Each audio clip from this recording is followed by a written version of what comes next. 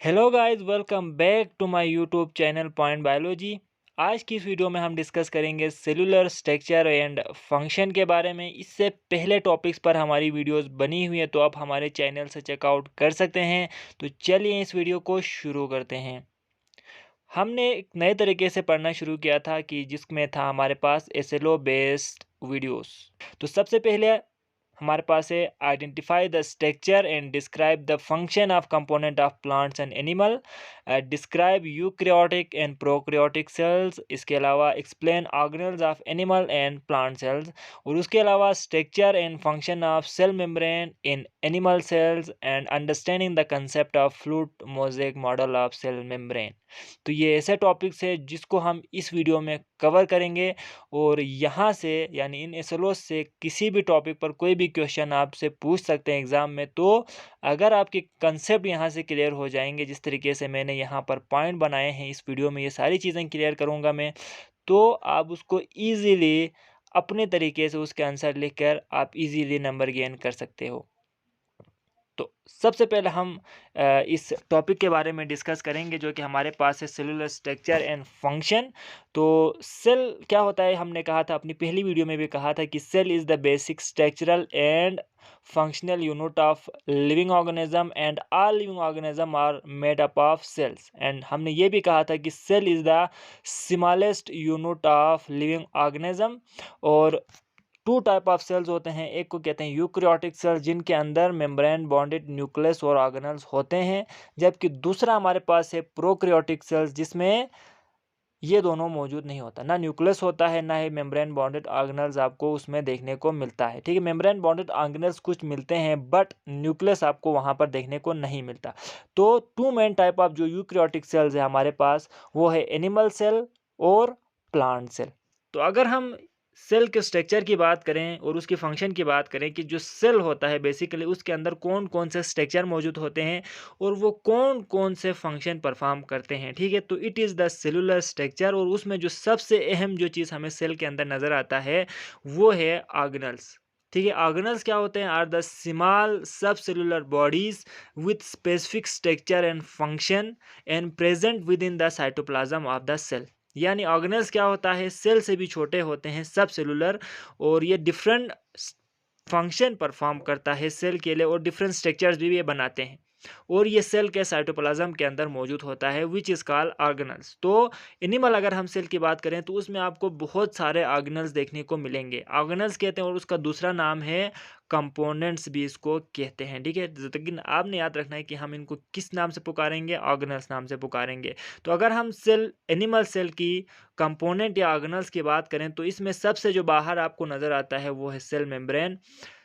सबसे अंदर जो होता है उसे कहते हैं न्यूक्लियस। साइटोप्लाज्म, अभी हमने कहा जहाँ पर जितने भी ये ऑर्गेनेल्स है वो मौजूद होते हैं, साइटोप्लाज्म। इसके अलावा ribosome, endoplasmic reticulum, Golgi apparatus, lysosome, mitochondria, centriole, cytoskeleton, cilia and flagella. और ये दोनों हर सेल में मौजूद नहीं होता, कुछ कुछ सेल्स में आपको ये दोनों नज़र आते हैं। तो इन तमाम स्ट्रक्चर को या इन तमाम कंपोनेंट्स को हम डिटेल में डिस्कस करेंगे आगे अपनी वीडियोज़ में।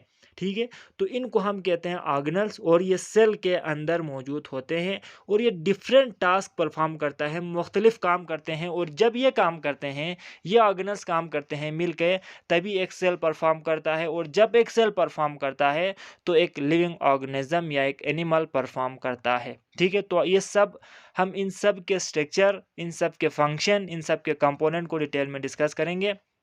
सबसे पहले हम पढ़ते हैं सेल मेम्ब्रेन के बारे में कि सेल मेम्ब्रेन क्या होता है। तो cell membrane is also known as plasma membrane, इसका दूसरा नाम है प्लाज्मा मेम्ब्रेन। और इस सेल मेम्ब्रेन को या आगे जितने भी हम ऑर्गेनेल डिस्कस करेंगे इन सब को हम 4 मेन हेडिंग में ज़रूर डिस्कस करेंगे। सबसे पहला है लोकेशन, ये कहाँ मौजूद होता है। सेकेंड थिंग इज़ इसकी कंपोजिशन, ये किस चीज़ से बने होते हैं। थर्ड वन इज स्ट्रक्चर, इसका स्ट्रक्चर कैसा है, किस तरह अरेंज्ड है और इसके अंदर कौन कौन से कंपोनेंट मौजूद है। एंड लास्टली इसके फंक्शंस कि ये क्या काम परफॉर्म करते हैं। तो सबसे पहले अगर हम सेल मेम्ब्रेन की लोकेशन की बात करें कि ये कहाँ पर मौजूद होता है, so animal cell is surrounded by plasma membrane.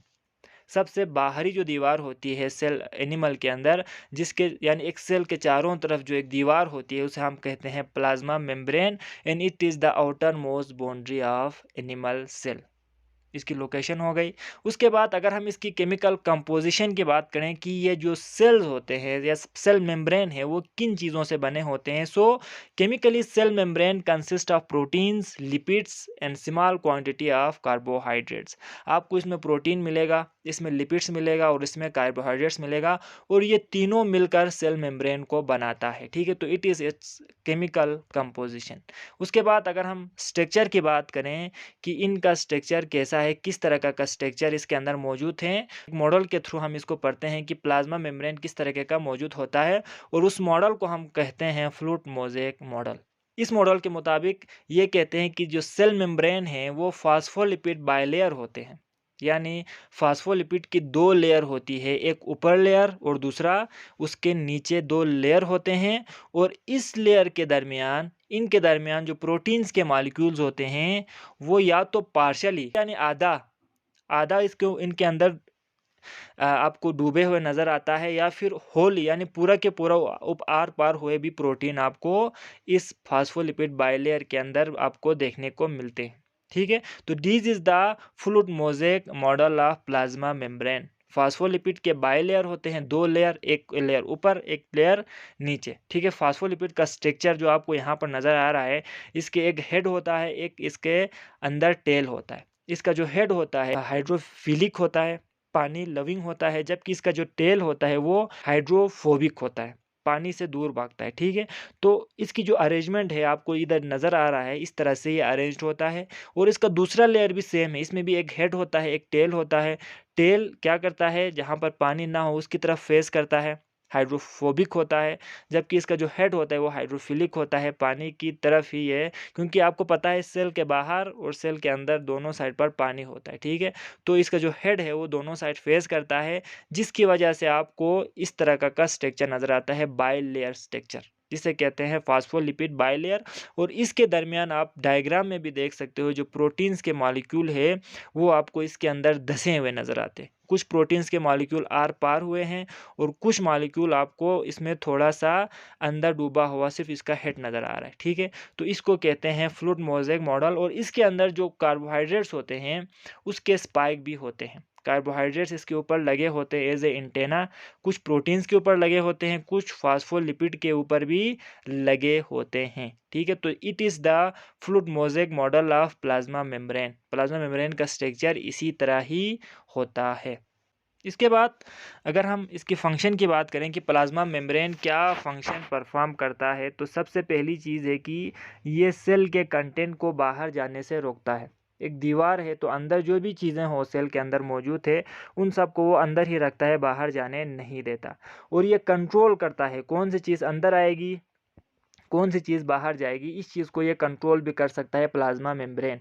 ठीक है, इसके अंदर प्रोटीन के अंदर चैनल्स होते हैं जिसके थ्रू चीज़ें अंदर बाहर जाती है। और प्लाज्मा मेम्ब्रेन जो है ना वो क्या होता है, ये सेमी परमेबल होती है, कंट्रोल करता है चीज़ों को कि कितना कौन सी चीज़ सेल के अंदर आना चाहिए और कौन सा कंटेंट सेल से बाहर जाना चाहिए। और ये प्रोटेक्ट भी करता है ऑर्गेनेल्स को, हार्मफुल अगर कोई चीज़ बाहर से अंदर आ रहा है तो उसको आने नहीं देगा सेल के अंदर, और जो हार्मफुल सब्सटेंस अंदर प्रोड्यूस हो रहा है उसको सेल से जल्दी बाहर फेंक देगा। और ये इसके फंक्शन है, यानी कि क्या करता है, ये एक तरह के सेल को प्रोटेक्ट करता है, और दूसरा ये सेमी परमेबल है, सेल के लिए हार्मफुल चीज़ों को सेल से दूर रखता है, और जो फ़ायदेमंद है उसको इसके अंदर लेके आता है। इसके बाद हमारे पास जो दूसरा टॉपिक है वो है न्यूक्लियस।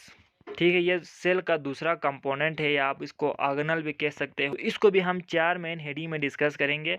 सबसे पहले लोकेशन, कंपोजिशन, स्ट्रक्चर एंड इसके फंक्शन। अगर हम लोकेशन की बात करें ये कहाँ पर मौजूद होता है, तो it is located in the central region of the cell. Animal के अंदर ये सेंटर में मौजूद होता है, बिल्कुल बीच में ये मौजूद होता है। और इसके बाद अगर हम इसकी कंपोजिशन की बात करें, ये किन चीज़ों से मिलकर बने होते हैं, न्यूक्लियस चार चीज़ों पर कंसिस्ट करते हैं। एक इसका मेम्ब्रेन, दूसरा इसका न्यूक्लियोप्लाज्म जो कि इसके न्यूक्लियस के अंदर ही होता है, इस मेम्ब्रेन के अंदर होता है। इसके अलावा न्यूक्लियोलस जो कि इसके बीच में न्यूक्लियस के बिल्कुल सेंटर में एक डार्क एरिया होता है जिसे कहते हैं न्यूक्लियोलस, और इसके अंदर क्रोमोसोम्स भी होते हैं।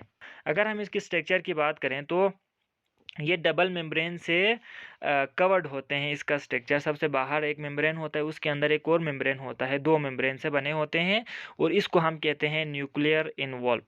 ठीक है, न्यूक्लियस के 2 मेम्ब्रेन होते हैं। इसके बाद इसके अंदर छोटे-छोटे पोर्स भी होते हैं जिसे हम कहते हैं न्यूक्लियर पोर्स। आपको डायग्राम में नज़र आ रहा होगा कि पोर्स कहाँ पर लिखा हुआ है।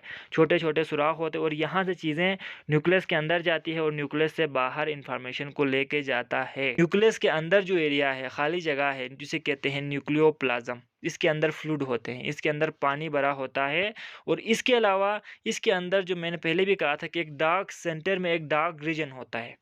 ठीक है, डार्क रीजन होता है और उस रीजन को हम कहते हैं न्यूक्लियोलस। और इसके अलावा इसके अंदर थ्रेड लाइक स्ट्रक्चर्स होते हैं। थ्रेड यानी धागे नुमा चीज़ें, पूरा बिखरा हुआ है। आप डायग्राम में देख सकते हो थ्रेड लाइक स्ट्रक्चर इसके अंदर मौजूद है। उन थ्रेड लाइक स्ट्रक्चर्स को हम कहते हैं क्रोमोसोम्स। और क्रोमोसोम्स हमने पढ़ा है, आपको आइडिया होगा कि क्रोमोसोम बने होते हैं डीएनए और प्रोटीन से।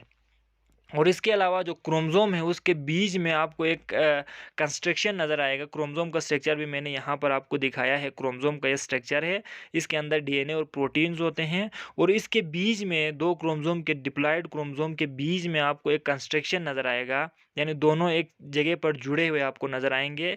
इस कंस्ट्रक्टेड एरियाज को कहते हैं सेंट्रोमियर। तो this is the whole structure of nucleus कि न्यूक्लियस और उसके अंदर जो जो चीज़ें हैं उन सब का यह स्ट्रक्चर है। इसके बाद अगर हम इसके फंक्शन की बात करें कि न्यूक्लियस कौन से फंक्शन परफॉर्म करता है, so the nucleus control all the activity of the cell. जितने भी सेल की एक्टिविटीज़ है, like it is a brain. ठीक है, दिमाग की तरह, जिस तरह हमारा दिमाग हमारे पूरे बॉडी एक्टिविटीज़ को कंट्रोल करता है, इसी तरह जो न्यूक्लियस है वो सेल के जितने भी एक्टिविटीज़ है उन सबको ये कंट्रोल करता है।